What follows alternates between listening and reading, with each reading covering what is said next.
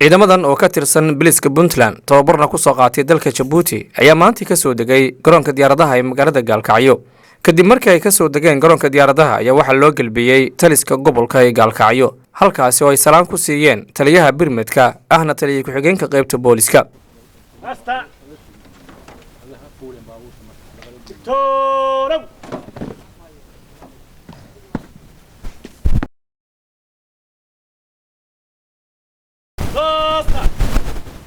كابتن عبد السلام عبد الله علي ayaa ka warbixiyay tababarka ay ku soo qaateen dalka Djibouti. halkan waxaanu ka tagnay bishii Abriil 22keedii waxaanu ka degnay Muqdisho 23kiina Muqdisho aanu ka duulay waxaanu tagnay Djibouti muddo dhan 3 bilood ayaanu ku maqnay meeshaas waxaana ka soo baray tababar ciidan oo kala gogoos ah sida la dagaalanka argagixisada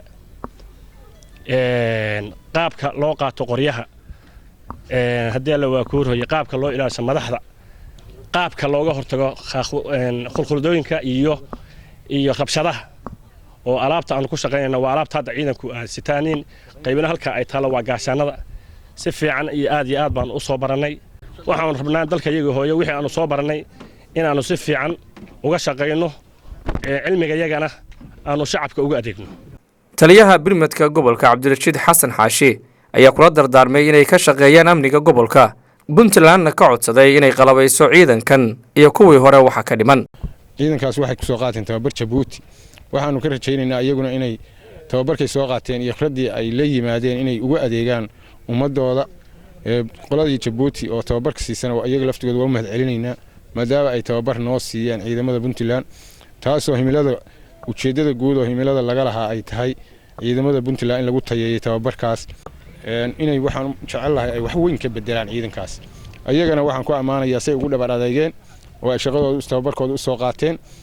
inay hawshooda gutaan baanu ka rajaynaynaa dawladda Puntland waxaan ka rajaynaynaa iyadana inay qalabka waxa ka dhiman ciidamada hadda tababarka loo soo xiray iyo kuwii hore joogaba waxa ka dhiman inay u dhameystiraan si ay hawshooda u gutaan baan Puntland iyo madaxweynaha Puntland ka codsanaynaa dhammaan ciidamadana waxaan leenahay ku soo dhawaada wadankiini ku soo dhawaada shaqadiini ku soo dhawaada Puntland iyo dhulkiini ku soo dhawaada shaqadii dadweynaha aad u hayseen oo aad maanta tababar u soo qaadateen ma ahan markii ugu horeysay oo ciidamada Puntland ay tababar ku soo qaataan dalka dibadiisa. Cabdinaasir Maxamed Cali, Somali Channel, Gaalkacyo.